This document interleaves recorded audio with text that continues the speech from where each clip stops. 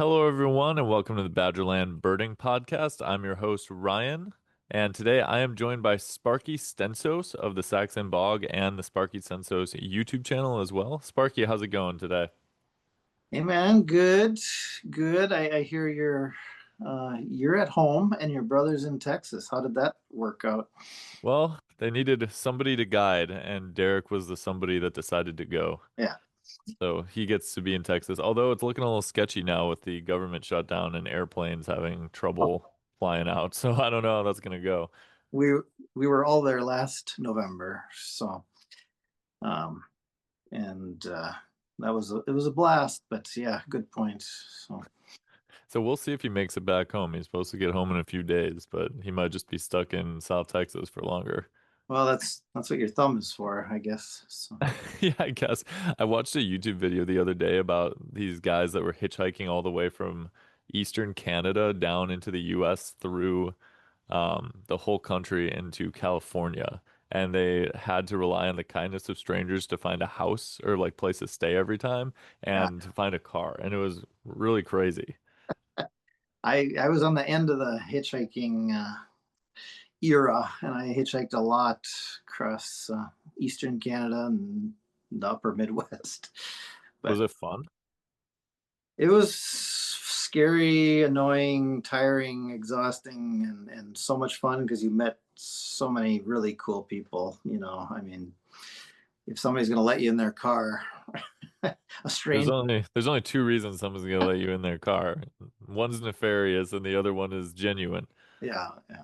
I am still alive, so It uh, didn't go that bad. no. Um, but what have you been up to lately? I've been seeing your videos pop up from Arizona. Saw you did Mount Lemon somewhat recently, a couple other notorious hot spots in the area. What have you all been up to? Yeah, yeah. Um, it's been I kind of had a bunch of travel right in August and September. This summer, I took the whole family. We went to Europe, to Norway and Iceland and Germany. My family's from Norway originally, and wanted to show the kids the homeland, but did not really do any birding. Although Bjorn found a Eurasian oyster catcher nest, which was pretty cool. But yeah, in August, September, Arizona, Southeast Arizona, like I know you guys have been to all these spots as well, and Mount Lemon is, it produced with the mountain warblers, right? The Oh, red-faced warbler, eye level, and that I'd never seen one right at eye level, and black-throated gray and graces, and so. But I think I got 3 or 4 lifers on Arizona. Um, did you guys get barrel and hummingbird? I didn't get much of anything in the hummingbird department when we were there. We were there with other people, so we kind of got to bird when we got the chance to bird. Derek may have gotten it when he went solo because he went to the Southeast Arizona Birding Festival and hung around down there for that week. Yeah, When I was there, we did saguaro, we did Mount Lemon. I didn't even get blue-throated mountain gem, so I still need that. I don't think we got any interesting hummingbirds other than yeah, broad-billed and broad-tailed up there on Mount Lemon or on the way up to Mount Lemon. yeah. That ranger station up. Oh, what's it called? It's way up Mount Lemon. Yeah, the one right at the top, Yeah, right? wonderful bird feeders or hummingbird feeders, and great place for hummingbird photography. But yeah, Barrelin I got at Madeira Canyon, and that's been a nemesis for many years. I Wow. birded Southeast Arizona in 1994, and I just missed it every single time, and so that was a real target. And then did the death march. It's not a death march, but kind of a rugged hike there into Sycamore Canyon to get the rufous capped warbler. Oh, nice. I've heard that can be kind of nasty.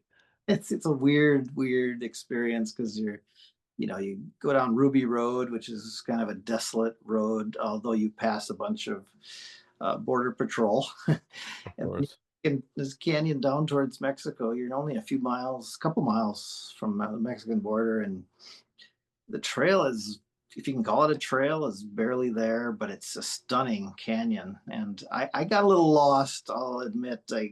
I went past the spot, and your phone doesn't work down there. Oh, nice. So I'm like, oh crap. And so I'd gotten some directions from some folks coming out, and you can see that in the video. But I did find it, so that was another bird I've been looking for decades. So Good looks at it. yeah, oh yeah, Oh, really nice. amazing looks, and that's a code 3. So that was pretty good. And then I got one that's kind of a Chihuahuan meadowlark. Oh, nice. Add But it to the list. yeah, yeah. I got a couple armchair lifers recently. One was the mangrove yellow warbler that they split. Yes, I'm jealous of that.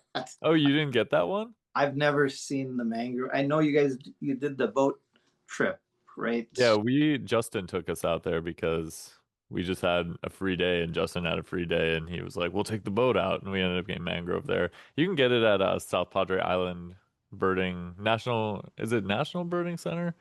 Yeah, International National Birding Center, something like that. You can get it in the mangroves over there on the I, boardwalk. I've looked. Okay.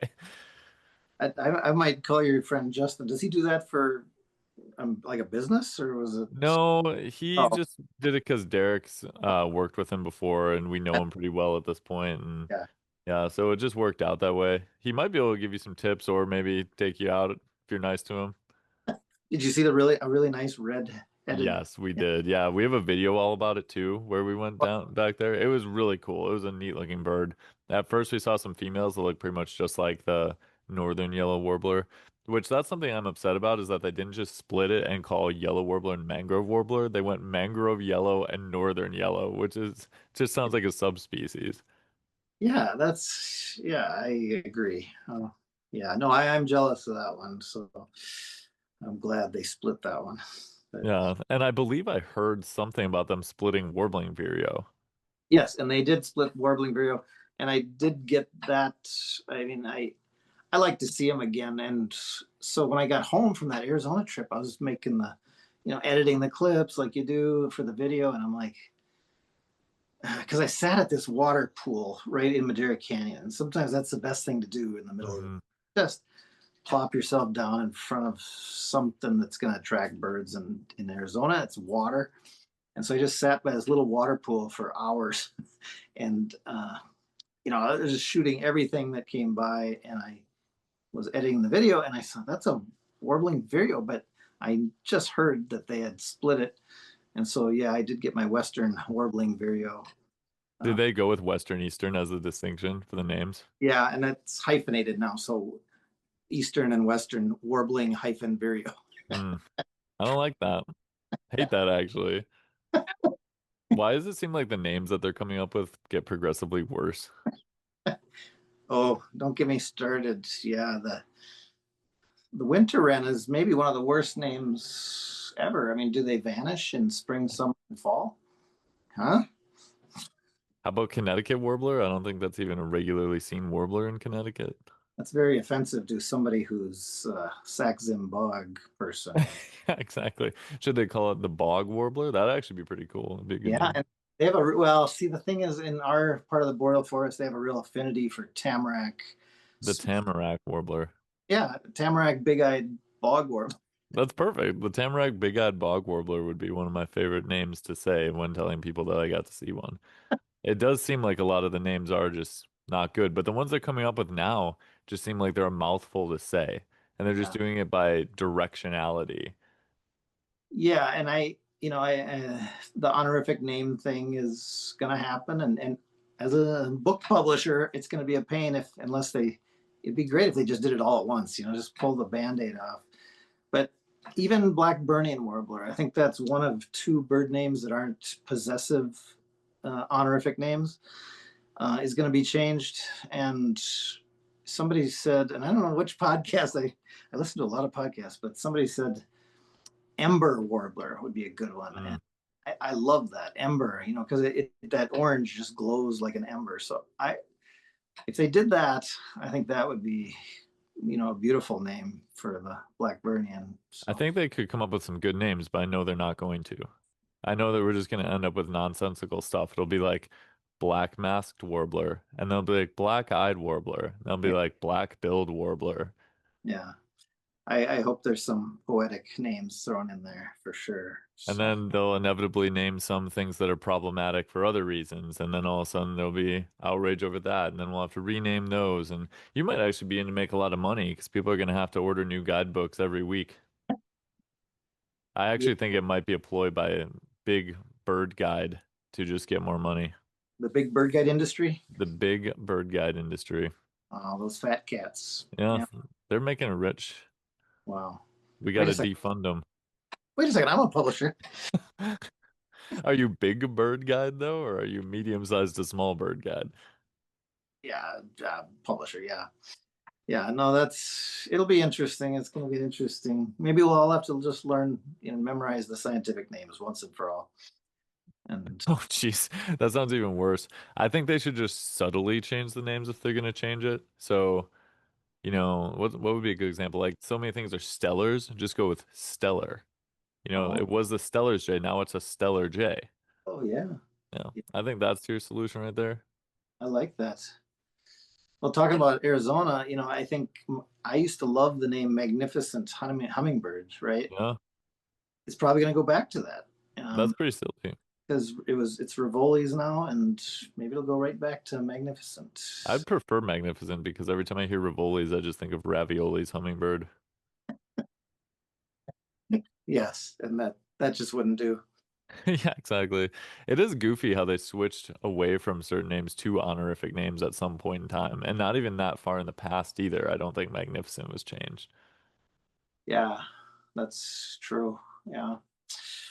Uh, it'll be yeah, I would love it if they would have started. Well, we all know the story. I think why they're doing it is, they started with McCowan's taking that and changing it to thick build because he was a pretty bad dude, and then they had the committee together, and they're trying to decide really which, basically who's good enough and who's bad enough to have a bird named after themselves, and I think they wisely in the end decided, hey, we can't play God and decide this person's just good enough to have a bird and this person's not good enough to have a bird name. So they kind of, once they went down that road, they had to change them all, I think. So I agree with it. So It will be something. I hope that they actually roll them out slowly so that we get to judge every single name that comes out. I hope it's like one at a time over the course of like 50 years. ooh, you guys could make a video about each one. I know, I want to. And we're gonna rate them all and see how good they are, and it'll be Yeah. great. Wouldn't it be great then if they went to, like you said, the state named ones, the city and state named ones, and then they could just can't keep moving down the, I you know, mean, they could do a whole rebrand of all birds, really. yeah, yeah, I would say at least 50% are pretty poorly named. So Yeah. Like great. I said, though, I do have concerns over what they're going to name these birds because thick-billed longspur is Yeah, not an inspired name. no. Mangrove yellow warbler, when just mangrove warbler was right there. Yeah. I don't have a good feeling about it. I think it's going to be bad. I think that that might be part of the holdup is that they realized, we don't know what we're doing. Are we going to get any input? Yeah, I think they should exclusively ask bird-related YouTubers to rename the birds. Wow, that could be something. Yeah. But going back to your Arizona trip, was there anything else that you found there that was notable? Yeah, well, I spent 3 nights at the bridge in Box Canyon listening for the buff-colored nightjar. That would also be a lifer. And uh, the funny thing about Southeast Arizona is you meet friends and make new friends at every place you're birding down there, and it's just like a big family. And so then you all show up at the bridge at sunset to listen for the buff-colored nightjar, and it didn't get it. We were towards the end of its singing. I think I was there like mid-August, early to mid-August, and it had already kind of gone. The sightings or the number of people hearing them had gone way down, and So Are we they missed. regular there? Is that a species you can reliably get annually? No, I mean there's maybe one every couple of years in Southeast Arizona, maybe every year, but usually in really remote canyons. California Gulch many years ago, that used to be the spot. They've been in Box Canyon before, but never when I've been there. So that was a big miss. Montezuma quail. Uh, I have looked. I've seen. I saw a brief look in 1994 in California Gulch, and it was not satisfying. You know, that bird deserves to be stared at for Mm, quite a while. it And looks fake. Like yeah, if you were to be watching something with digitized birds in it, you would think that it wasn't real. yeah. Did you guys see it? We didn't look for it when I was down there. Derek Yeah. tried for an entire day to see it and didn't get it, and then went back another time and got it very easily. So it was just a luck of the draw sort of thing. Yeah. Well, I've been there at least 6 times. I don't know what my problem is, but You don't have the luck of the draw. oh, and really nice black-tailed rattlesnake and That's cool. tarantulas, really nice. Because I like driving around at night looking for herps. Um, found a thick-billed kingbird nest. I don't check eBird all the time, and so I'm sure people knew this nest was there in this one sycamore in Box Canyon, but you know, I found it myself because I didn't know it was there. Yeah. I really enjoyed spending a few 2 3 hours with that family, and I went back the next day. There was two in the nest the first day, and the adults are very animated, and when one adult brings in food to a branch, the other spouse gets really excited. And well, the next day one had fledged and just left one little guy in the nest, and he was totally just hunkered down. He he had failure to launch syndrome. He was didn't seem like he was going to go anywhere. He was just fine with mom and dad feeding him. Yeah, he likes that. Yeah, He doesn't have to do anything, doesn't have to forage for himself. yeah, Perfect situation. yeah, yeah. So that was a good trip, and then a California trip in later in August. I had to go for a conference in Newport Beach, but I heard about that pelagic going out of San Diego, and I can't remember. Is it you or Derek that loves pelagics? Derek loves pelagics. He's all about them. Not you. Well, he has the OM, and I usually just take videos. And anybody that's tried to take a video of anything on a pelagic knows that it's terrible.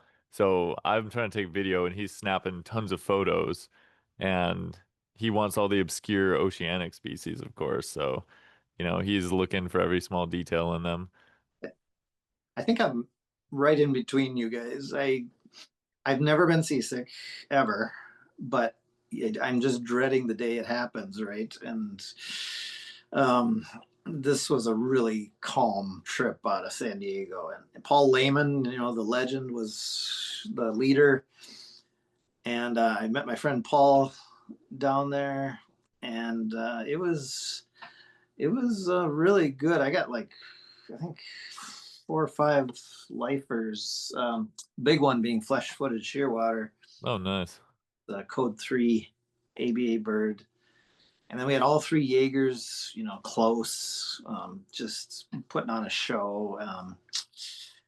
I got some other not maybe so exciting lifers: Black Shearwater, Townsend's Storm Petrel. Oh, Coco's booby. They split the boobies a few years ago, and I already had brown booby in Florida, so this was a lifer, Coco's booby. So Hey, there's no bad lifer. no, no, no. And I know what you're saying about the video. There will be an episode of on my YouTube channel coming out, and it's going through that video right now. It's like you just clip a couple seconds, out, and you don't want to make people seasick just watching it. So I get it. Oh, we had a really close black-footed albatross, Oh, nice. really close, the sun came out, and so I did get a little bit, but that was pretty cool. And you know, just as you know, those guys who lead those trips, they're just so phenomenal. And Oh it's, yeah, they're on it. uh, there's Dan was on the boat, and I just sidled up to him because you know, he knew the score, and you know, I was rusty, and most of those I wasn't that familiar with, so it was nice having a guy, my personal guide, for a little bit of the trip. But Yeah, for sure. What's funny about those pelagics is that your experience really depends on where you're situated on the boat. And I think that changes for different pelagics. So we went from the one out in Washington. That was where we did ours. And then Derek did the one in North Carolina, I think it is. The oh yeah, one down there. But the one that we did, we were told go to the front of the boat. And then I've heard from other people that you should go to the back of the boat on the North Carolina one for whatever reason. So I don't know if there's validity to that. But I think it's not my favorite style of birding because I'm more actively wanting to go find things rather than sitting in one spot usually. yeah, So I like to move around, and on a boat, obviously you're not doing that. You're just kind of yeah, at the mercy of whatever decides to go by. yeah, yeah. That's yeah, and I end up usually talking. I talk a lot, and then That's shocking. I miss a bird. Like, oh crap, because there was red phalaropes that would have been a lifer. Oh, you did you miss red phalarope because you were talking? Yeah, and then the first time, and then the one time I went down to go to the bathroom on the whole trip, flock of six red phalaropes went by. So I missed red phalarope twice on one trip, and so yeah, and they had some other. There were some other birds way out there I couldn't, in good conscience, um, call them lifers. You know. Undoubtedly red phalaropes. Yeah, and then I went inland for some crazy reason. Okay, here's another nemesis. I mean, we all have nemesis birds, and it was the wrong time of year. Yeah, everything was wrong, but I'm like, I'm going for it. I'm going for it. LeConte's thrasher. I've looked Okay. probably for 20 years, and I've never been in the right place at the right time. Um, and I'm never usually in Southern California in April or whatever.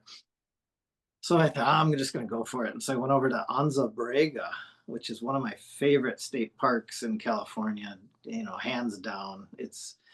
But nobody goes in summer, right? Nobody goes in August. It's 115 degrees, whatever. And the town Borrega Springs is basically abandoned. Um, you know, I got a funky little hotel for $50, you know. I don't know Um, if I'd trust that hotel, but seems like it turned out okay.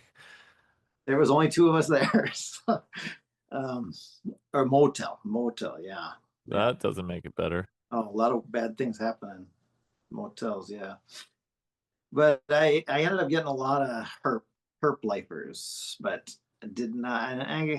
And I got to Costa's hummingbird, which is I'm not a lifer, but it's always a fun one to see. But a lot of really cool herps, including sidewinder, Oh, that's cool. That's a good one. big old.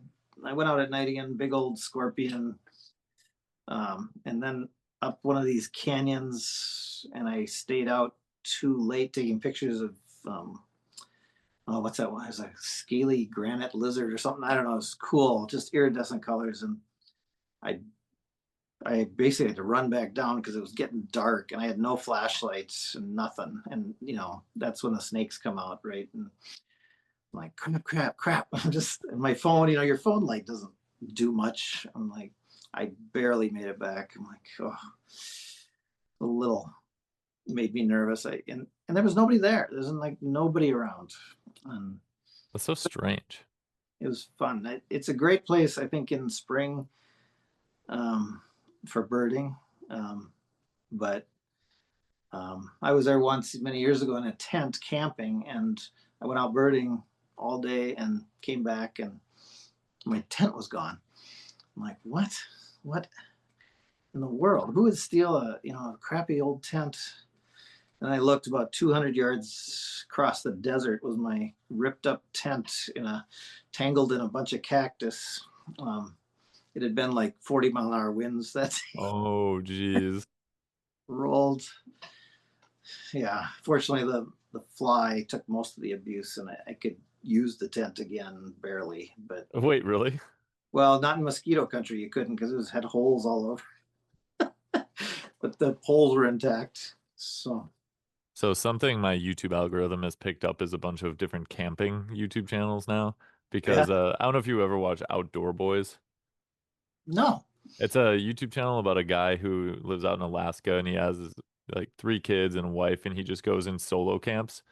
yes, is he the guy Yeah. who go out to one remote island and find the glass floats and Yes, yes, that's the same guy. Yeah, so we like watching him because it's just I don't know, the world has so many things that get into your brain that are negative. You know, anything out there that's like news, politics, like even sports can be like that, but it's just like getting away from that and watching something that's just wholesome feels good. But yeah, I have all these channels that recommends now that are people solo camping, and I'm always surprised at how little people can use for shelter. yeah, Because being where we live, if you're in summer and you're using a sheet or just have a hammock that's not covered or anything, you're going to get destroyed by mosquitoes and flies. And it yeah. always shocks me how these people are just building a fire and then putting a little tiny thing over them and saying, okay, that'll be good for the night. I can sleep here. Hey, my buddy, he's my neighbor, just lives a few miles over. Nemaji Hermit is his YouTube channel. Oh, Magi, Nemadji. It's the river. There's a river over here, and you got to check him out. Gene Letty, and he does these big long solo canoe and kayak trips. And I mean, he went from the Grand Portage, Minnesota. He kayaked all the way out to Isle Royale, wow. across Lake Superior. He does these rivers and goes in the boundary waters in Quetico, and it's the way he films them. You just want to be out there. I mean, it's just him out there just doing it, and it's. I know what you mean about those. They're kind of relaxing and Mhm. peaceful, and yeah, Sometimes they go on for 2 hours and you just go, okay, I don't need to find something new to watch for 2 hours. I'll put this on, yeah, put it on and do something else. yeah, exactly. I was gonna say you could definitely get into the solo camping and birding crossover experience. Oh yeah, yeah, yeah. I camped. I don't camp as much as I used to. I'm a little too soft and lazy these days. You know what they say, success makes people weak. I've got a minivan though. I should just deck that thing out, and You could. I've seen some pretty cool minivans that people arrange for sleeping and things. You could make it luxurious for sure. but then I wouldn't be able to have a TV in the evening and watch. I'm sure you could arrange something. I should be out looking for owls anyway. That's true. You're wasting your time not being out looking for owls. I was gonna ask you when you were in Arizona, did you look for spotted owl?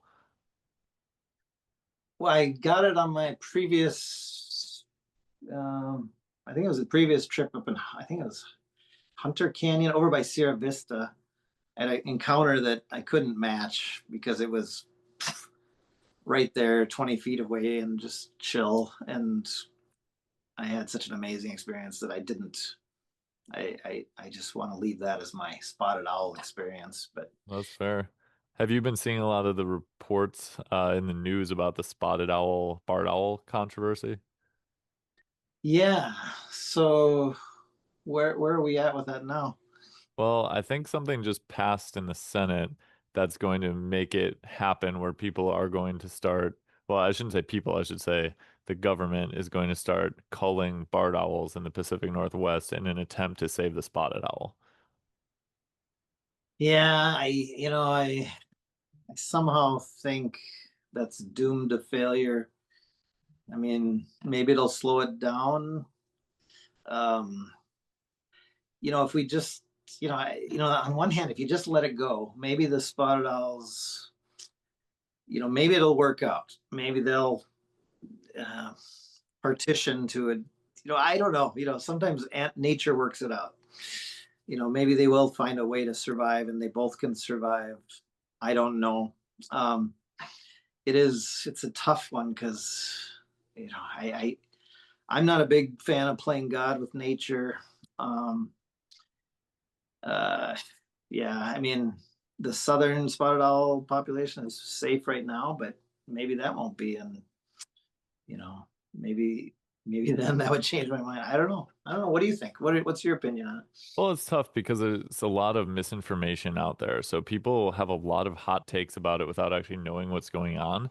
I don't think many people even know that they're doing it to save a different species or try to save a different species because we kept seeing people posting about it on social media, just being like, we need to save the barred owl.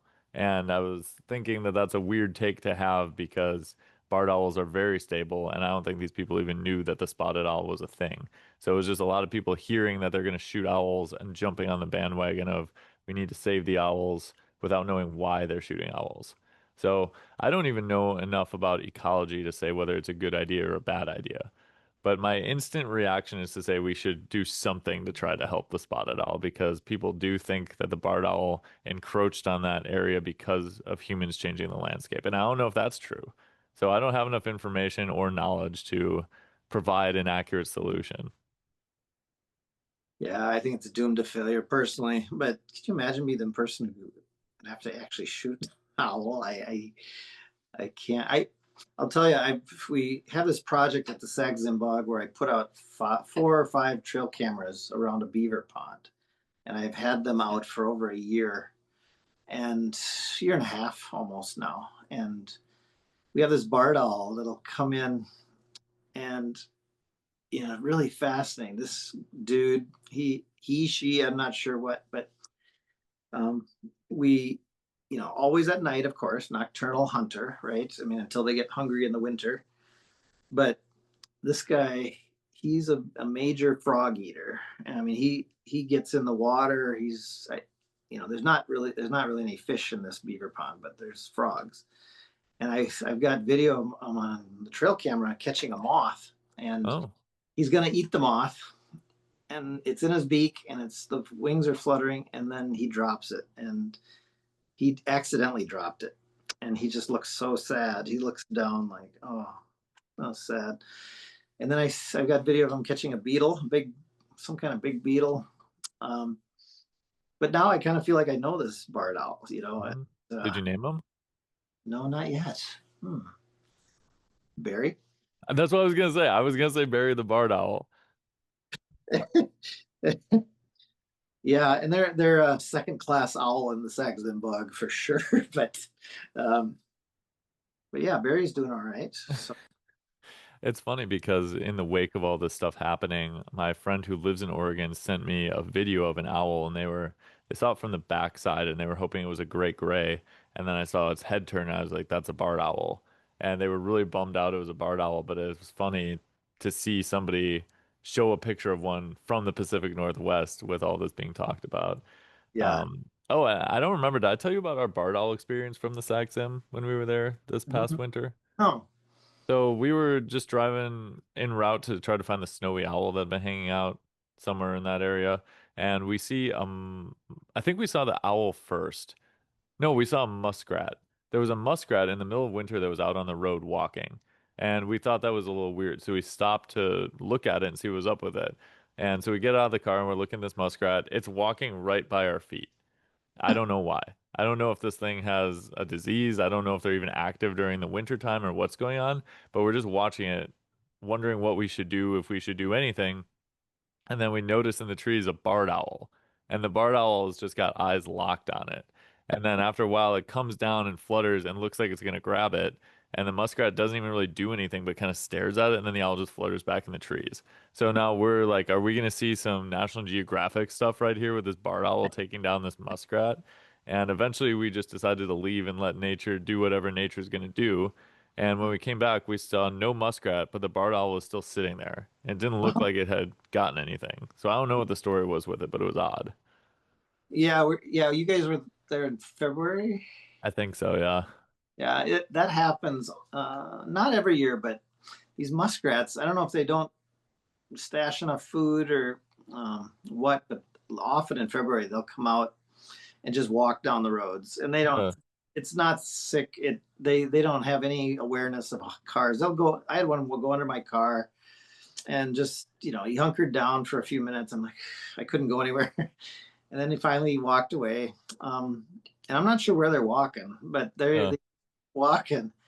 And maybe 4 or 5 years ago, somebody got photos of a great gray grabbing a muskrat, which I would have thought that barred owl might have taken it because I mean great grays are bigger size wise, but they don't weigh in really much more than a barred owl, and they're used to taking just voles, right? I mean, 90+% of their diet is voles, but this great gray flew off with a muskrat. That's a hefty dinner for that owl. Yeah, I thought that the Bard was going to get it too. It didn't look like there was any signs that it did. So I don't know if the muskrat finally decided to have a survival instinct and got under the snow or in the water or something. No Yeah, idea. It was weird though.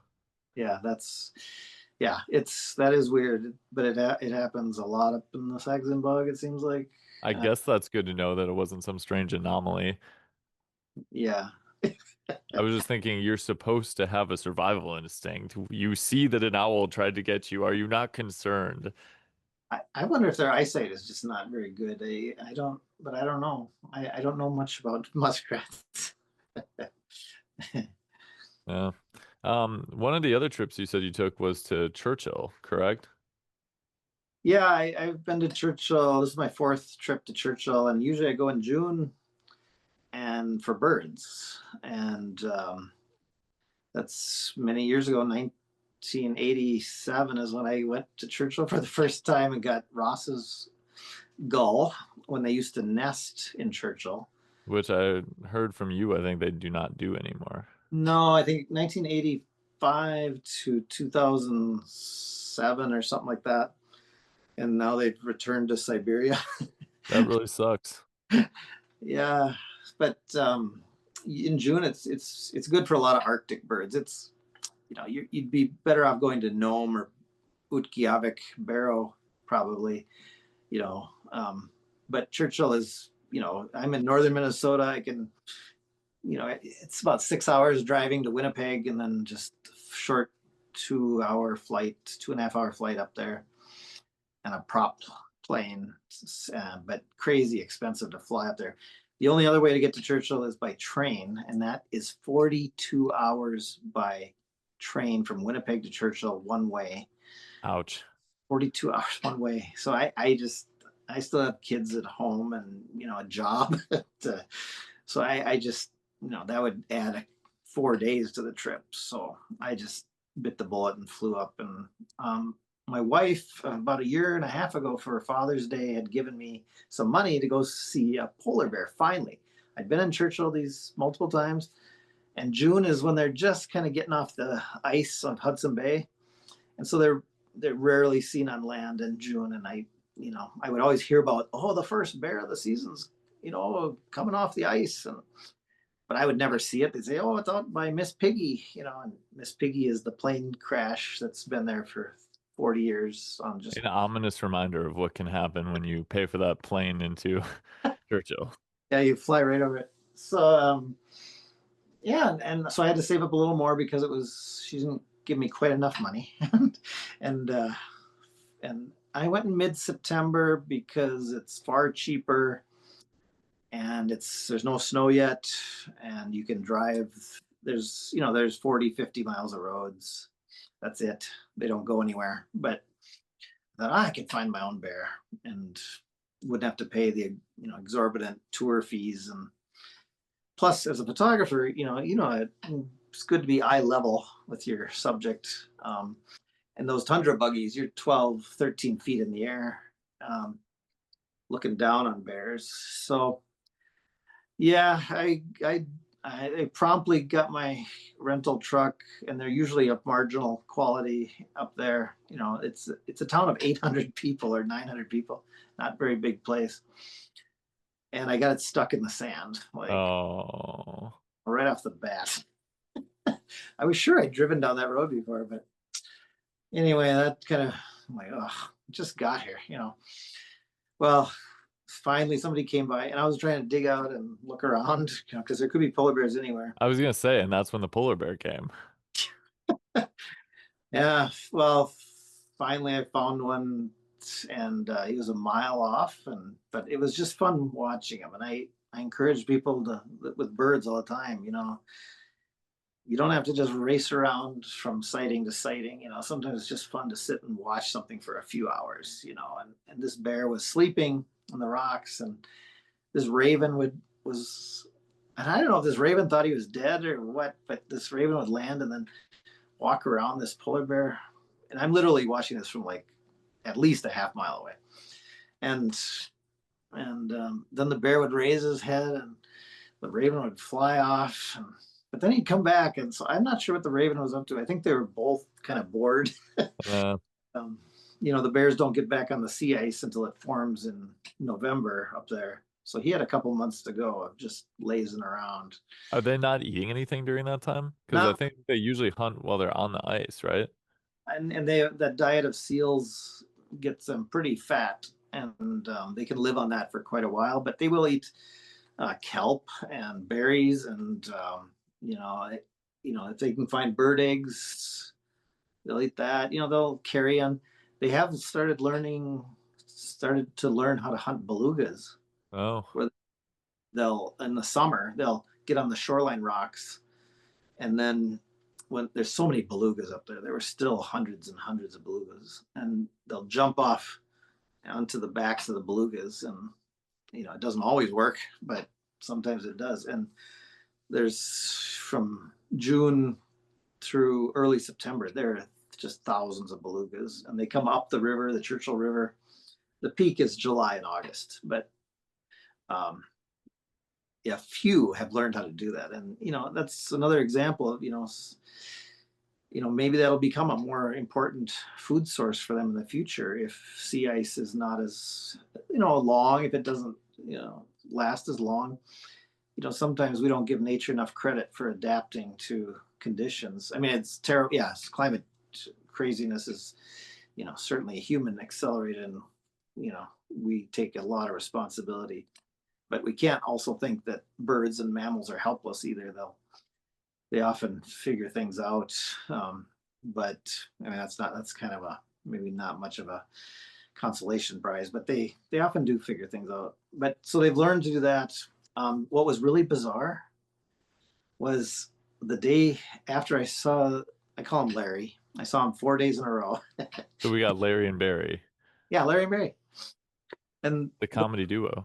the last day, I got out in front of him. He started walking, like he was purposefully walking, and like he's heading somewhere. And so there was one dirt road. I thought I could cut him off, and you have to be very, very careful. Of course, on the whole trip, I never got more than 100 feet from my truck, and always left the door open.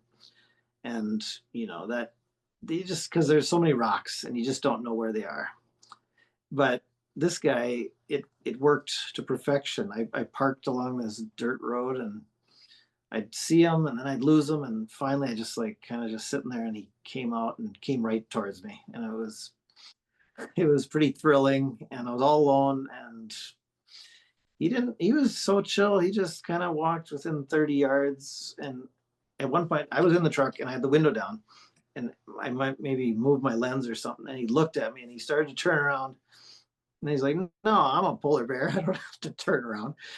And he just came back and walked just past me. Didn't, I think he looked at me a total of the whole thing for like 2 seconds, and that's in the video. Like that, that's all he ever looked at me. And I think I would feel worse about it if he was looking at me for a lot of time.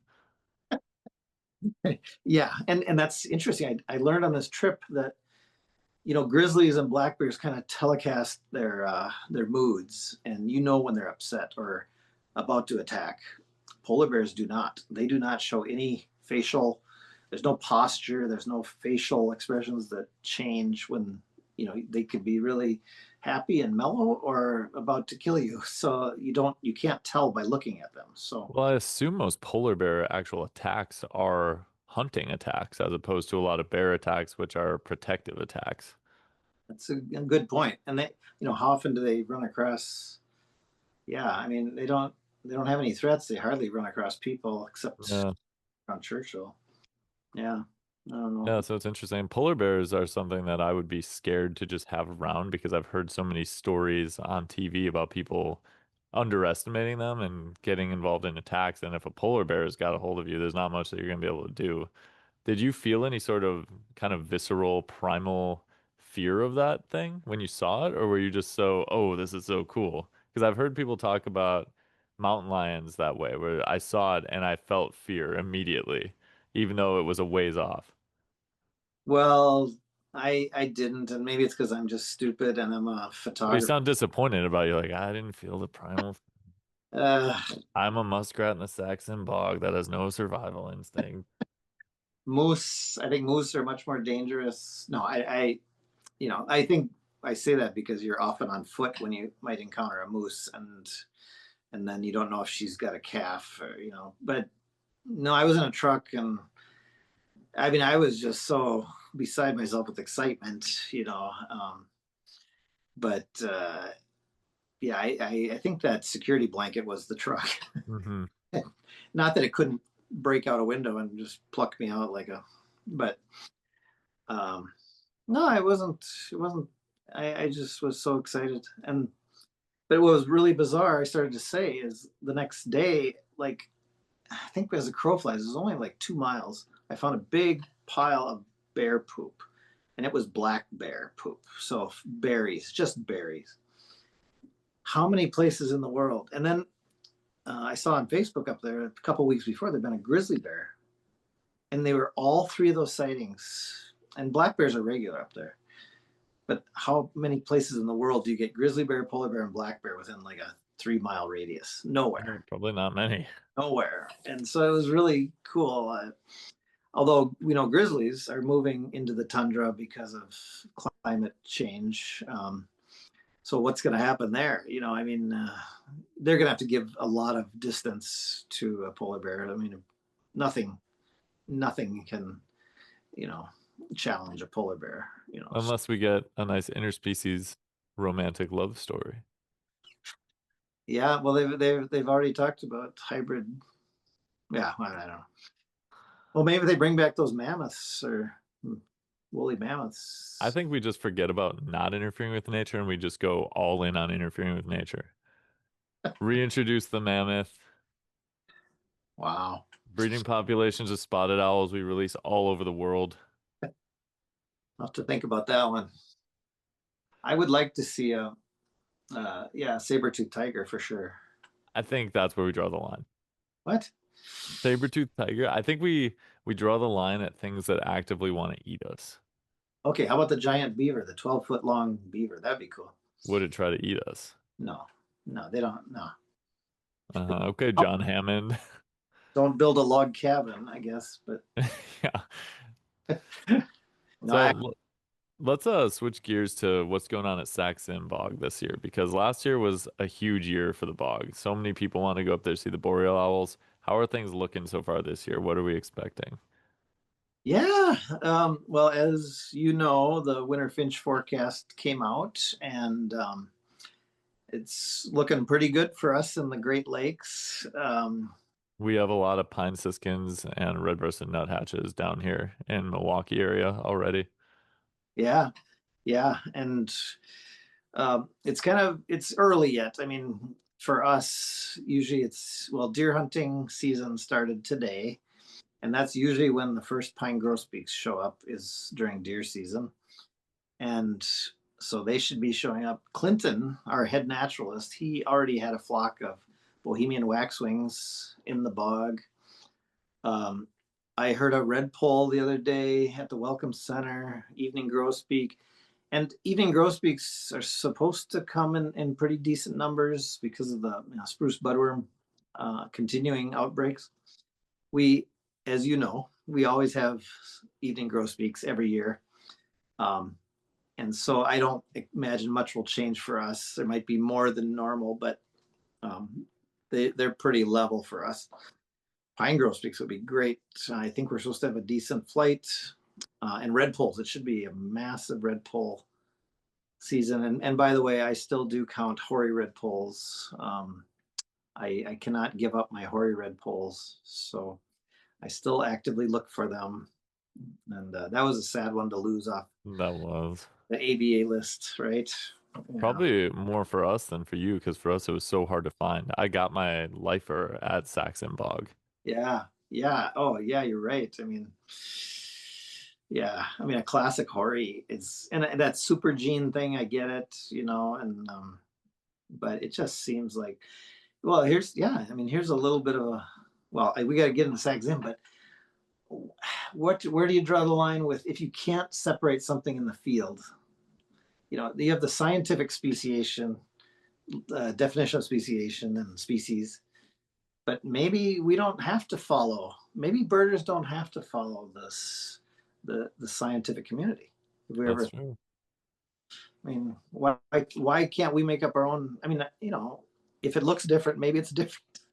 Well, what's kind of funny about it is the scientific community is going to certainly change.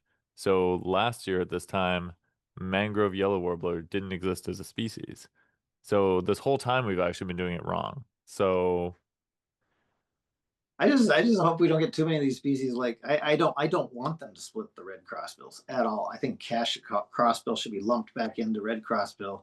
I mean, you have to have some limits on what you can identify in the field. I mean, if we get into the weeds on genetics and oh, I mean, it's going to make birding far less interesting because it'll be nebulous. Like, I worry about that. I guess. But yeah, sex, one thing that initially attracted me to birding was that out of all of the animals, it seemed like birds had the perfect achievable number to try to find in the United States. Because insects, there's way too many. Reptiles, mammals, there's too few. It seemed like the perfect amount. So if they're going to go nuts with splitting, then it could change that for people wanting to get into the hobby. yeah, yeah. Boy, that'd be a good. Yeah, I think I'm hearing a podcast or a video. I mean, we could. It's a video that no one would want to watch, but three people out there would really think about it. So I'm excited about the finch season. There's no way to predict owls. There's no owl forecast, unfortunately. I think it would be possible if we had data of microteens, the voles and mice and shrews populations. If we had a network across Manitoba, Ontario, Minnesota, if we had some kind of network and could see and actually where the low vole populations were, we could probably predict a little bit better. You know, Yeah. but some folks might not know, but Sax-Zim Bog has a year-round population of great gray owls. There maybe is, we don't know really, but maybe in that 300 square miles, maybe there's a couple dozen, maybe Hmm. nesting pairs. Um, that's a total guess. Um, but we have them every year, and every winter there's some around. But it's the hawk owls are almost impossible to predict. Boreal owl we know every 4 to 8 years, almost like clockwork. So that's still holding up. And you guys came up, and we got to see that one on the North Shore together. That was epic. That Fun. was so cool. How did we know last year it was going to be such a good boreal owl year? Was it that counters and banders had found a lot of them already? Exactly. Yeah. And we have not gotten that this year. So it's pretty assured that it's not going to be a booming boreal owl year again. But that doesn't mean that it's not worth going up. No, and sometimes they used to nest in Minnesota, and in fact, the first nest in lower 48 was in Minnesota, 1978. But they probably still nest in the state in small numbers. But what was interesting is, yeah, we saw those huge numbers from Whitefish Point in the UP of Michigan. Hawk Ridge was catching them. I think Thunder Bay, their count. Um, but we had 15 probably different ones in the bog, and then there was a lot more across northern Minnesota. The article hasn't come out yet, but they kept close track, and um, not the biggest eruption ever, but it was a pretty good sized one. And then Clinton does these owl surveys up in the bog in the spring, and he had like 6 detections this spring of boreal owls in the bog that had Hmm. to walk around. But by our second period, which was in April, they were all gone. So Okay. I think they just beelined back for Canada. Just late to go up or tried breeding and failed or succeeded. Yeah, well, they started calling in late February, early March, and that's when Clinton detected them in March. And then they, they, I don't know what the deal was. But it had two more counts and nothing. So, and that kind of mimics what the Forest Service found too. They hung around into, March is like late winter for us, but then Second winter. yeah, they took off. So, uh, but yeah, that should be. We open the building opens for the season on December 1st, a little earlier than normal, but we'll be open December 1st through March 8th, I believe, and 10 a.m. to 3 p.m. But the bog itself is open 24/7, 365. Though I don't know when this is going to air, but we prefer people stay out of the bog until November 23rd or 4th, because we like to leave the bog to our deer hunting friends for the 2 weeks of deer season. It's just, the birding isn't very good up there right now, and might as well wait till we open on December 1st. Hmm. When we can't put the feeders up yet, um, the black bears, and people ask, why don't you have feeders year round? It's because of the black bears, and yeah, they are just devastate feeders up here. And so we take them down in late March, and then the bears wake up in early April, and then they go back down in late October. Usually, I've never seen one past Halloween, but other people have, and so it's probably safe for us to put them up right that few days before Thanksgiving, Hmm. and we'll get them up and then be ready to go. So that's coming up. We have a few events. This one, if anybody out there is an artist, Tiny Bird Art, it's one of our biggest fundraisers. If you create an original piece of art of a bird, a northern bird, a boreal bird, 6x6, 5x7 or smaller. So it's got to be pretty small, and it has to be original. No prints, no photography. No, thank you. So painting, drawing. Painting, drawing, stained glass, 2-dimensional. No sculptures because it's hard to ship that stuff. But so 2-dimensional, and there's details on our website. And then you submit it by January 10th at the latest, and then we have a online auction January 23rd to the 26th or whatever it is. And it's kind of fun. We usually get 150 pieces at least, and it's some really amazing stuff. Um, and then I gotta talk you guys into coming up and participating in the Birdathon, the world's coldest birdathon sometime. That's January 2nd and 3rd this year. It's always the first weekend in January. The first Friday and Saturday. We have a 1-day event and a 2-day event. And the playing field is all of northeastern Minnesota and northwest Wisconsin. Ah, okay. So it does go into Wisconsin, and That's kind of you to include us. well, yeah, and only one team has ever competed from Wisconsin, and it was a power packed team. Tom Schultz and David LaPuma and Mm. Max Henschel. I mean, Jessica Gorzo. It's just a power pack team. It was called Badger Eruption, Oh, well. and they Sounds like it's an eruption of badgers. yeah they won the second season, and now we're on our I don't know 10th season or something. But That's cool. What do the winners get? I was afraid you'd ask that. They get nothing. They get a mug that says "I survived the world's coldest birdathon." Okay. I thought you were gonna say a free 1 week guiding trip to any place in the world by Sparky Stensaas. Wow, yeah, not yet. Incredible value.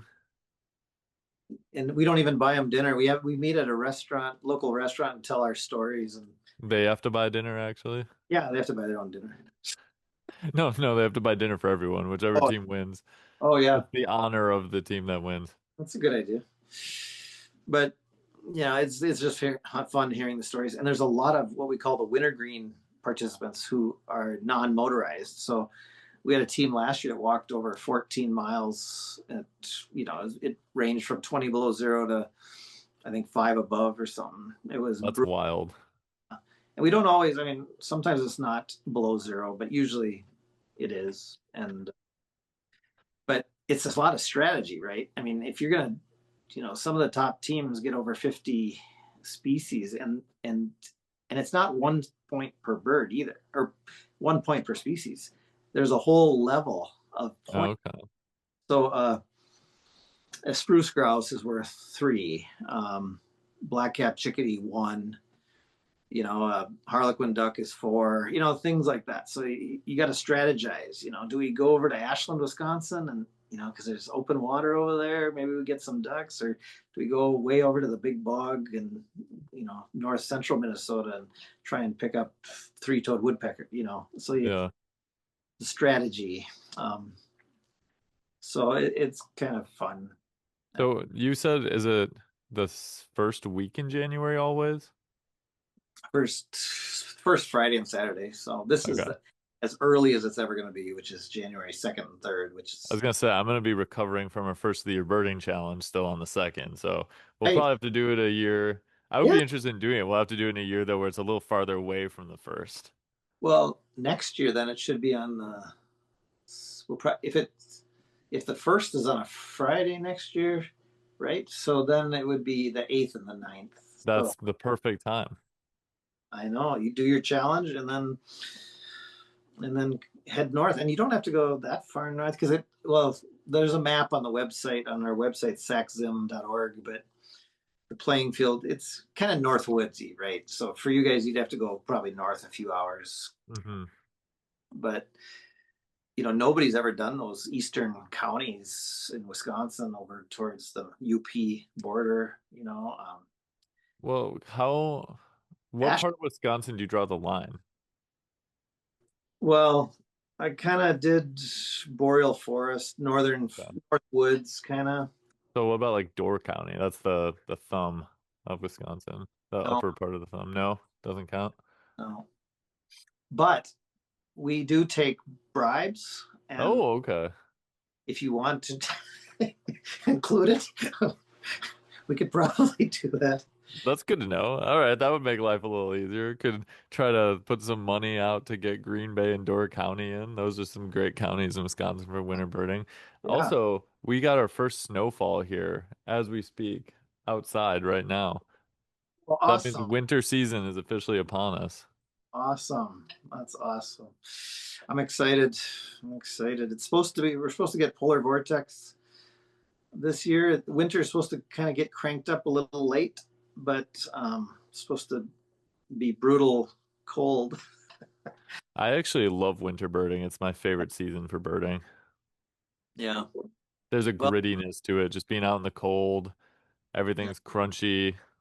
yeah, I love it too. And when I saw you guys last year in February, it was snowing pretty good, I think, when you were looking at that great gray on the North Shore, right? Wasn't it? Yes. I think it was snowing when we saw the boreal owl too. Yeah, It was yeah. perfect. Yeah. It's the perfect way to see those birds as the snow is falling. You get the flakes in the video. I love it. And Yeah. what's funny about it too is that we had just gotten back from Florida. So we went from the Florida weather to the Sax-Zim Bog weather all in the span of about a week.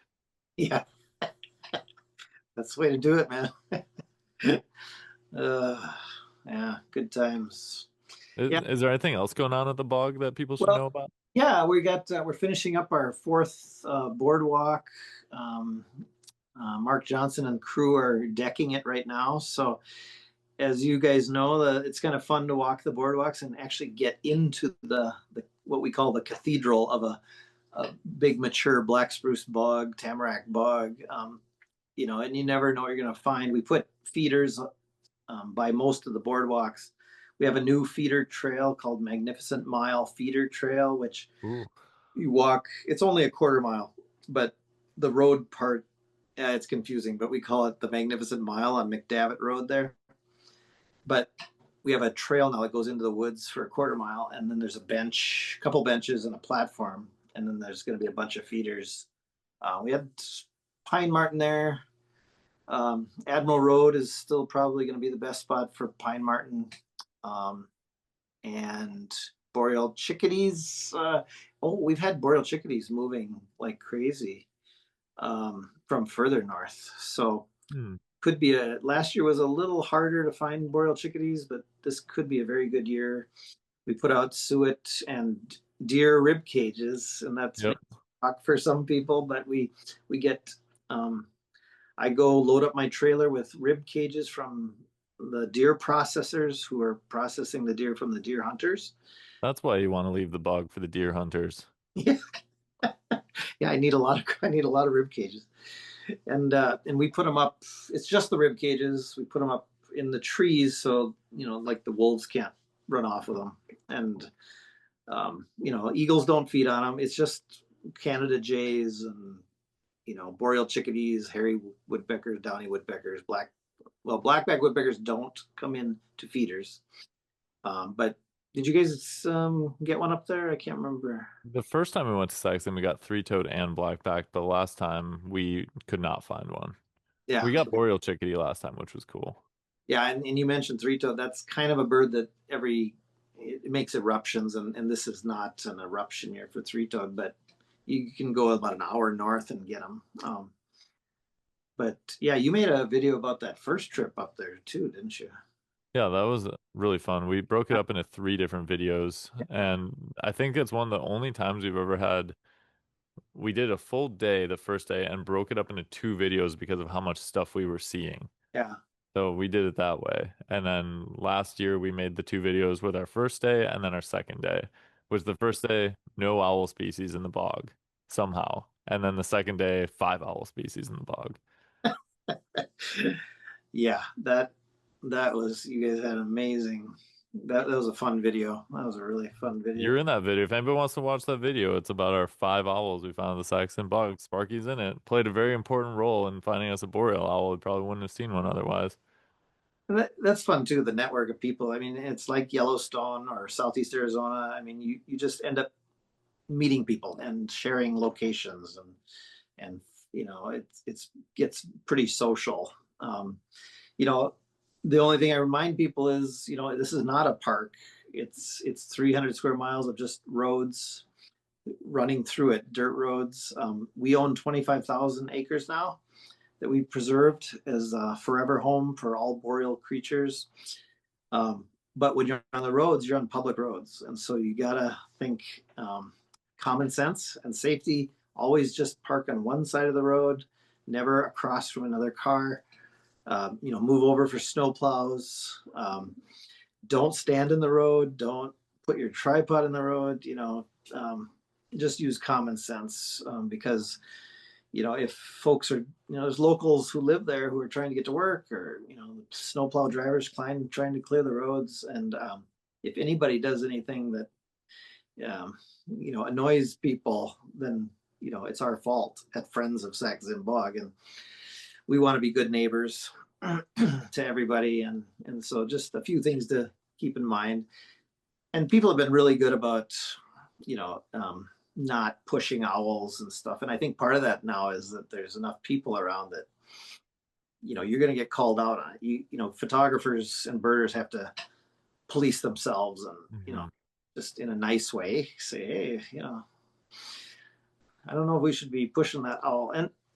And they're very tolerant species up there for sure. But, there's just common sense stuff not to do, So I'm sure that's always fun to get calls from angry people that live in the town at Friends of Sax-Zim about some birder that was doing something out in the bog. that's Sparky.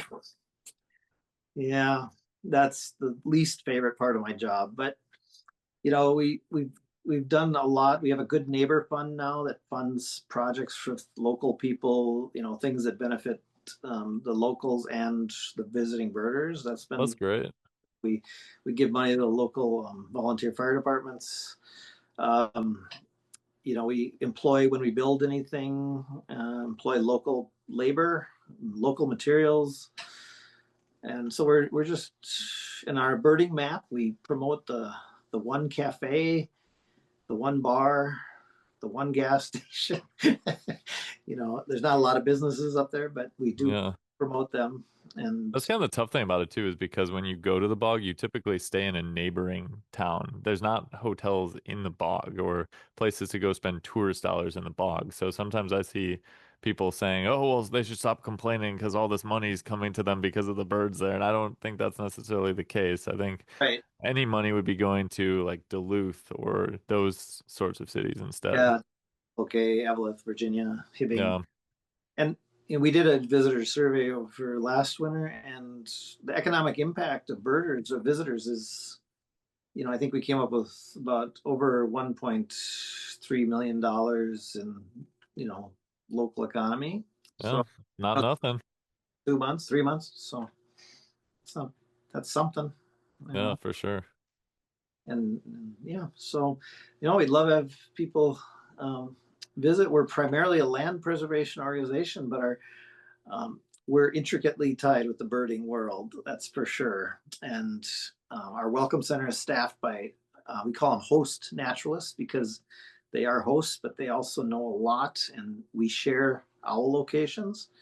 So, we're not, we all might keep an owl in our back pocket if it's not on a main route, but we'll tell you the best places to go to see an owl, or a pine grosbeak, or a boreal chickadee, or a ermine. Ermine is another popular The cool man. one.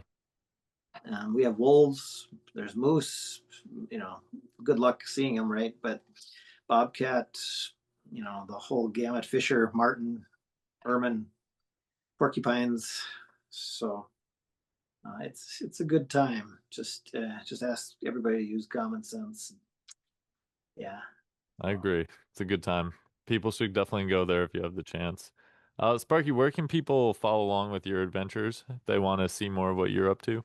Yeah, yeah. It's YouTube channel is just Sparky Stensaas, and I have a blog, thephotonaturalist.com, He's thephotonaturalist.com. the photo naturalist. And then I just put all my photos on sparkyphotos.com. And if you're a teacher, if you in a small nonprofit, or a teacher, you can download the photos for free to use for educational purposes. They're downloadable at full size, um, for anybody involved in that kind of education. If you're Coca-Cola or McDonald's or Holiday Inn or something, then there'll be a licensing fee. But oh, I got video footage coming out on Netflix. Do you really? Yeah. What's it for? Are you willing to tell us or no? Well, I don't even know what it's called. It's about the Great Lakes. It's a series coming to Netflix, That's awesome. and there might be some Sparky footage in there. I'm excited to see it. Yeah, that's great. Do you know, is it about more like human components of the Great Lakes or more about like the animals of the Oh, Great Lake? it's more kind of a PBS nature type thing. Netflix has started getting into making nature documentaries now too, Okay. and so yeah, it was a London-based, or you know England-based production company. And that's another tip for people, just keyword your stuff, and so people can find it online. And because you never know. So yeah, that'll be kind of fun. And then I'm working on a Birds of the North Woods book. Should be out in the spring. I just like the sound of that. Birds of the North Woods. Yeah, I always like that word, Northwoods, That's a Northwoods. good word. Is there any chance I can get a signed copy coming my way? Oh yeah. Well, are you going to be at Big Week in Ohio? Yes. Ooh, well, I'm planning on being there. I've never been, Yeah, so. I said we were texting about it. I said we got to hang out there. There's so much stuff to do there that's iconic sort of biggest week things. Like obviously going to the boardwalk is a huge one, but going to get lifer pie if you get a lifer at the cafe down there. There's all sorts of things that you do when XYZ happens. It's fun. Is there a specific cafe where you're getting this pie, There or? is, yeah. I forgot what it's called. It's like a bar and cafe that has this lifer pie. It's in our videos. We'll have to find it. Yeah, but what can I get as a lifer there? I don't know. When we were there, we got Brewster's Warbler, which we counted. Oh, I'd count that. They're Yeah. pretty fast and loose with the term lifer. So, maybe you got an Ohio lifer that you didn't have. Well, that would be all of them, because I've never been Well, to. then you're guaranteed. You're gonna get some lifer pie then. It's gonna be great. That'll be fun. Yeah, you can be on a trivia team. That'll be good. Ooh. I would love to do that. No, it's fun. It's gonna be a good time. Are you gonna be there with the bog, or are you just attending as a I don't know. attendee? Texas was I don't know. I would like to have a table just to hand out information. Um, I don't know yet. The board may have an opinion on it too. I don't know, but I'm going for sure as a just a participant. I maybe they need volunteers to do certain things too. I don't know yet, I guess. But I'm not. I haven't guided really for 9 years. I used to guide nonstop in the bog, and I just with being director, I just don't have time anymore. They say it's like riding a bicycle. Well, it is, but I think I was so traumatized. It guiding for in the bog is. I guess it comes down to if you find a great gray owl, you're a hero. If you don't find one, you're a dog.